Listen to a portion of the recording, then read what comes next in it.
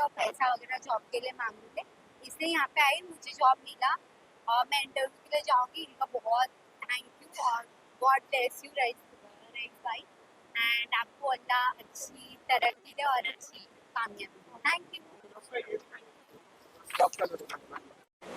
तो मैं बहुत दिन से जॉब के लिए तलाश कर रहा था, सब लोग पैसा मांग रहे थे, पर मुझे इनका एडवर्टाइज दिखा तो मैं यहाँ पर आया, मुझे जॉब सिलेक्शन मिल गई है। Thank you for all the best. और इस जॉब मेला को कामयाब बनाएं। आज जिस तरीके से सरकार फ्री बीज बांट रही है, आज सरकार फ्री बीज बांट रही है, लाड़की बहना है, लाड़का भाऊ है। लाड़का भाऊ क्या है? ये जॉब तो दे नहीं पा रहे उनको, लेकिन 12वीं को 6,000 रुपये दे रहे हैं, 15वीं को 10,000 रुपये दे रहे हैं, लोगों को घर बिठा रहे हैं, उनको नाकारा और निकम्मा बना रहे हैं। सरकार का काम था जॉब क्रिएट करना, वो उसमें एकदम से नाकाम रही है और जॉब नहीं क्रिएट कर पाई है। इसके लिए लाड़की बहन है, लाड़का भाऊ जैसी स्कीमें लेके आ रही है। तो कहीं ना कहीं महाराष्ट्र के अंदर जॉब का सरकार का बहुत बड़ा फेलियर है। Maharashtra needs job.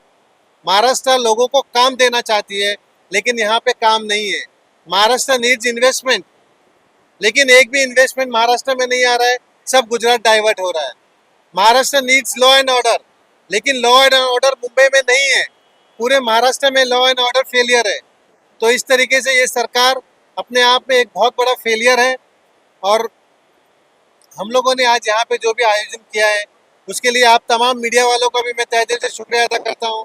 शुक्रिया। आज मुंबई मजलिस इत्तेहाद मुस्लिमीन के जानिब से जॉब मेला रखा गया है।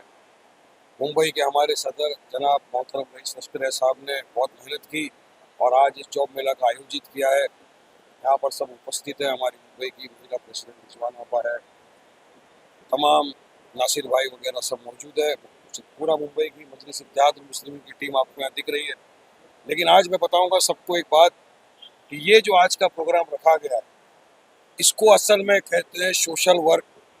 कि हर पॉलिटिकल पार्टी का मुद्दा उद्देश्य ये होना चाहिए कि हम अगर सियासत में है या हम कोई सोशल कार्य करते हैं तो हमारे सोशल कार्य से और हमारी सियासत से क्या फ़ायदा होना चाहिए लोगों को।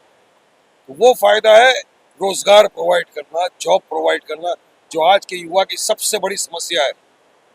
देखिए, मोदी जब आए थे सत्ता में, उन्होंने कहा था करोड़ों युवाओं को हम रोज़गार दे देंगे, लेकिन आज देश की हालत यह है कि आप डेटा उठा के देख लेंगे तो करोड़ों युवा बेरोजगार घूम रहा है पूरे देश के।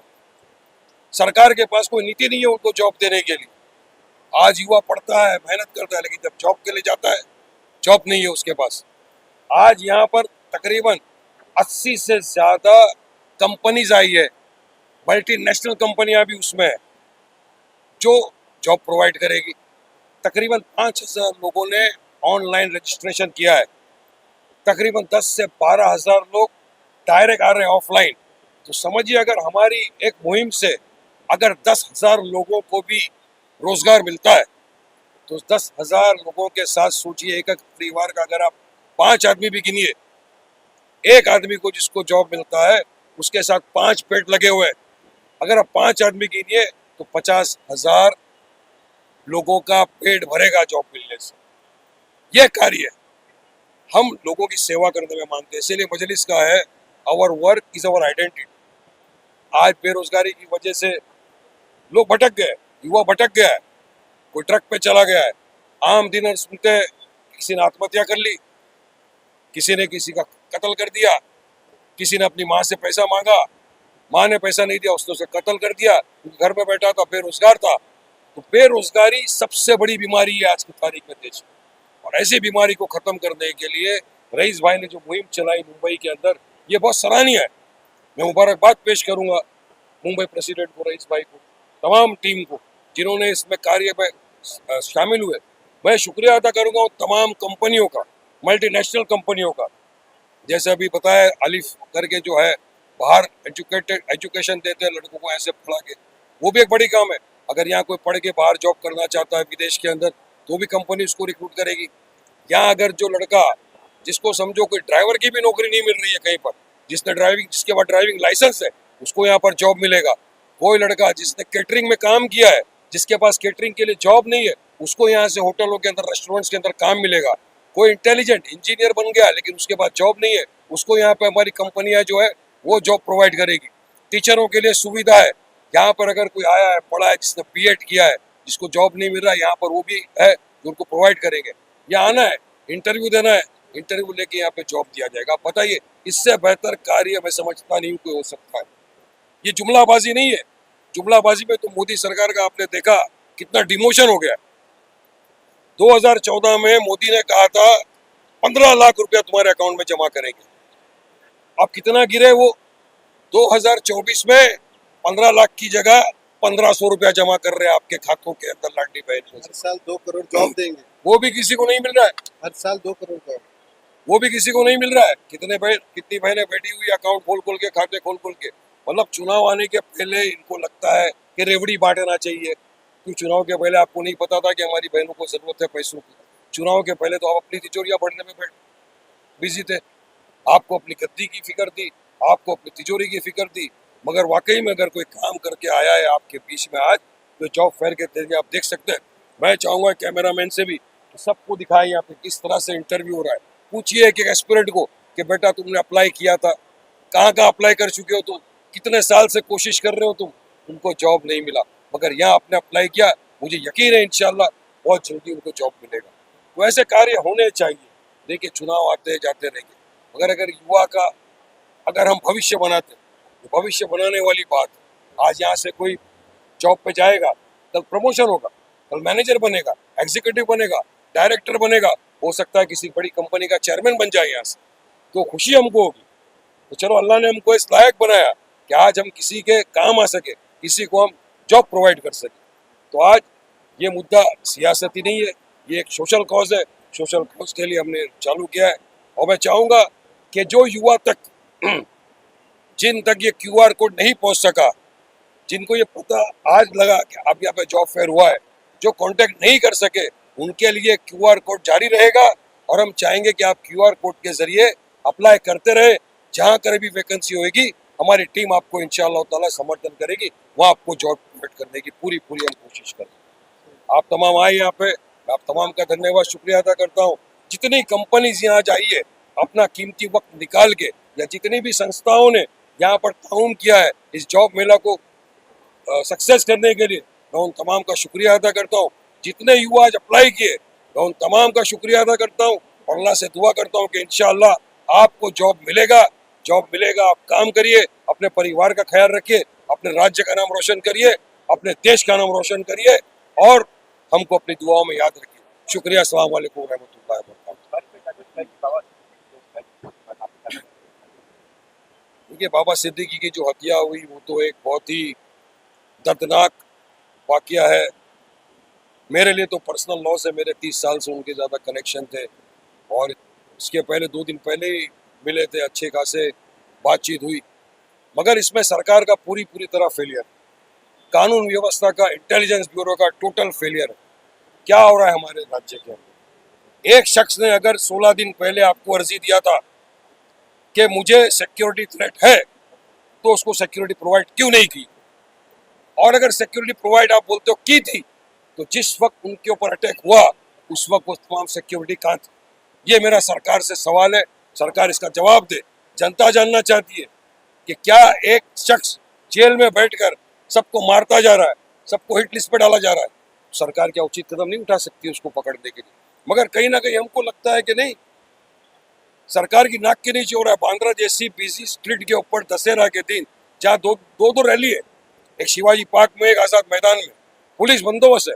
इतने बंदोबस्त में आकर अगर कोई मार के जाता है, तो उन्होंने महाराष्ट्र की सरकार को, महाराष्ट्र की सबसे टॉप नंबर पे जानने वाली पुलिस को चैलेंज किया कि तुम कितना बंदोबस्त लगा लो, कितने भी तुम टॉप पुलिस फोर्स हो जाओ, हमको जो काम करता है हम करके जाएंगे। तो ये चैलेंज किया उन्होंने पुलिस को। और मैं चाहूंगा कि महाराष्ट्र की पुलिस, खास तौर से मुंबई की पुलिस तो सक्षम है, काफी केसेस क्रैक कर चुके, वो इस बात का संज्ञान लो। कुछ लोग पकड़े मास्टरमाइंड को पकड़ो।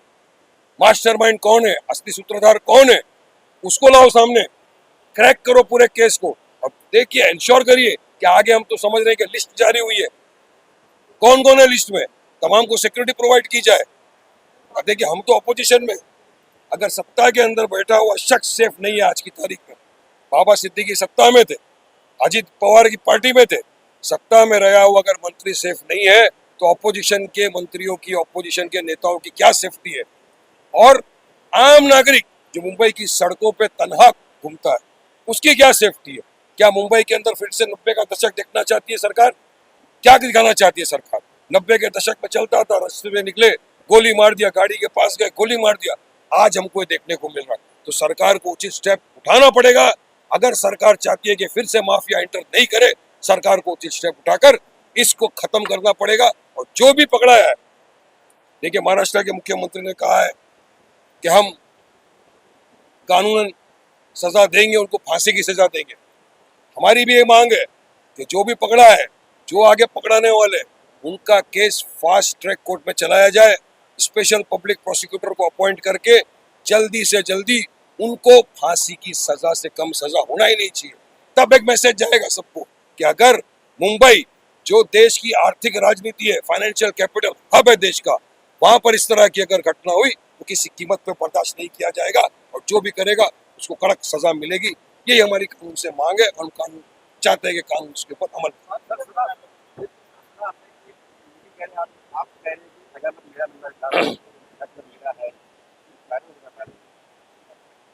अरे भाई साहब, मौत से किसकी रिश्तेदारी है? आज उसकी तो कल किसी अपने की भी बारी है। सही बात है, कोई भी हो सकता है। हम भी तनहा घूमते हैं, हम भी रोज बात रखते हैं, हम माइनॉरिटी की तरफ से लड़ते झगड़ते हैं टीवी पे, स्टेजों पे, हर माध्यम पे। और हमारे साथ तो हो चुका है ना, हमारे पार्टी के सदर बैरिस्टर असदुद्दीन ओवैसी साहब के ऊपर यूपी के चुनाव के बाद फायरिंग की गई थी, उसके बाद उनको सिक्योरिटी प्रोवाइड किया गया। तो हम लोग भी तनहा घूमते हैं। अगर सरकार इंटेलिजेंस क्या कर रही है, इंटेलिजेंस ब्यूरो को पता होना चाहिए क्या चल रहा है राज्य के अंदर, देश के अंदर। तो सरकार का फेलियर है तो कुछ भी हो सकता है। मैंने क्या गलत बोला? तो सरकार की जवाबदारी बनती है हर इंसान को प्रोटेक्शन प्रोवाइड करना। और अगर आप नहीं कर सकते, छोड़ दीजिए, रिजाइन करके घर चले जाइए। किसने रोका है आपको? संभालना, कानून व्यवस्था मेंटेन करना राज्य सरकार की जवाबदारी है, दायित्व बनता है सरकार। हमारे ऑल इंडिया मजलिस इत्तेहादुल मुस्लिमीन के मुंबई के अध्यक्ष रईस लश्करिया साहब ने बहुत ही अच्छी सोच दिखाई है, क्योंकि सियासत तो सब करे, सामाजिक काम बहुत कम लोग करते हैं, जो हमारे रईस साहब ने किए हैं। रईस लश्करिया साहब जब से मुंबई के अध्यक्ष बने हैं तब से कुछ ना कुछ लोगों की फिक्र में काम करते चले आ रहे हैं। इससे सामाजिक तौर पे काम करना ये हमारे लिए बहुत ही खुशी की बात है, मुंबई वालों के लिए बहुत खुशी की बात है। इस जॉब मेले में वारिस पठान साहब ने आके अपनी उपस्थिति दर्ज कराई है, भाई ने अपना वक्त दिए और लोगों को एक संदेश दिए। तो हमें बहुत ही खुशी है कि हमारे नेता भी हमारे साथ है, तो हम रईस साहब के साथ आगे बढ़ते रहेंगे। और आज युवाओं को एक संदेश दे दूं, जो युवा बेरोजगार है, सरकार तो बड़े बड़े वादे करती है कि रोजगार देंगे, लोगों को नौकरियां देंगे, लेकिन आज बच्चे पढ़ लिख कर भी वजी तलने पे नौबत पे आ गए हैं। आज परिवार संभालना भारी पड़ गया है, लोगों की घर गृहस्थी परेशान है। आज ये परेशानी में लोगों को तकलीफ इतनी हो रही है कि युवा अगर टेंशन में आता है तो कोई ना कोई क्राइम होता चला जा रहा है। जब घर में जब पैसा मांगता है, पैसे की तंगी होने के कारण वो फिर चोरी करता है, क्राइम करता है, फिर नशे के में लत लग जाती है। तो आज रईस साहब ने जो ये काम किया है जॉब मेला लगा के, तो युवाओं को अपने पैरों पे खड़ा करने का काम किया। ये वर्सोवा विधानसभा में ये काम हो रहा है, ये हमें बहुत ही खुशी है कि कई युवाओं ने यहाँ पर आके इंटरव्यू दिया है, उन लोगों को नौकरी लगी है, कई कंपनीज यहाँ पर आई हैं। तो इसी तरीके से मजलिस इत्तेहादुल मुस्लिमीन का कारवा बढ़ता रहेगा। मजलिस इत्तेहादुल मुस्लिमीन अपने काम से पहचानी जाती है। मुंबई में जब से रईस भाई आए हैं तो ऐसे ही सामाजिक तौर पे काम कर रहे हैं, कई संस्थाएं आई हैं उनके साथ, तो हम आगे ऐसे ही बढ़ते रहेंगे। और जितने भी युवा अगर मेरी आवाज़ सुन रहे हैं तो वो आए, ऑफलाइन फॉर्म भर के भी यहाँ पर नौकरी लेने का काम करें।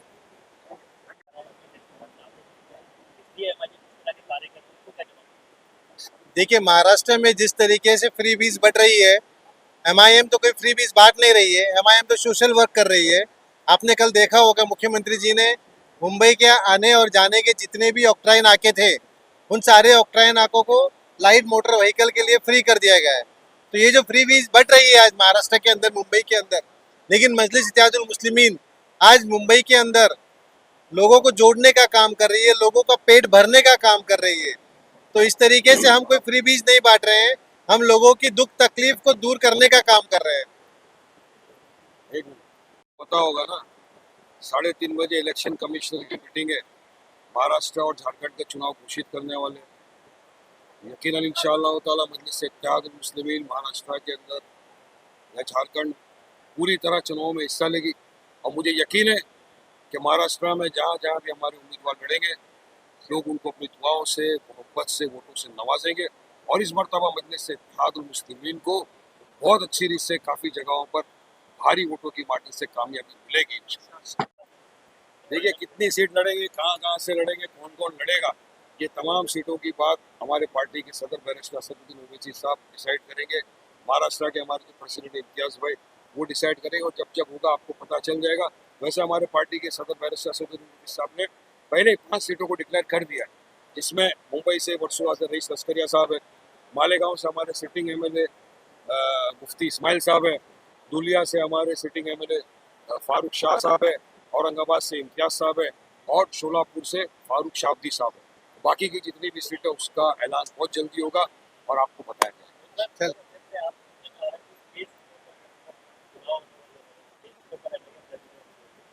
नहीं नहीं, ऐसा अभी कोई तय नहीं है। मैं आप लोगों को थोड़ा सा प्रोसीजर बता दूं। मेरे आने के बाद से मुंबई के अंदर हम लोगों ने ऑब्जर्वर्स को अपॉइंट किया है। ऑब्जर्वर्स ने अपनी अपनी रिपोर्टें दी है। हमने 1 अक्टूबर से लेकर 7 अक्टूबर तक जो भी एस्पिरेंट कैंडिडेट जो इलेक्शन लड़ना चाहते हैं उनके लिए हमने फॉर्म ओपन किया था। लगभग 30 से 35 लोगों ने फॉर्म भरा है इस मुंबई के अंदर अलग अलग असेंबलीज से। तो आने वाले दिनों में हम देखते हैं कि जैसे चुनाव डिक्लेयर हो जाता है उसके बाद हम देखेंगे कि कौन सी सीटों पे हमें लड़ना है, कहाँ पे हमारी ताकत ज़्यादा है। ऐसा ना हो कि हमारी वजह से कोई और दूसरा सेक्युलर नेता गिर जाए, हमें उसका भी ध्यान रखते हुए काम करना है।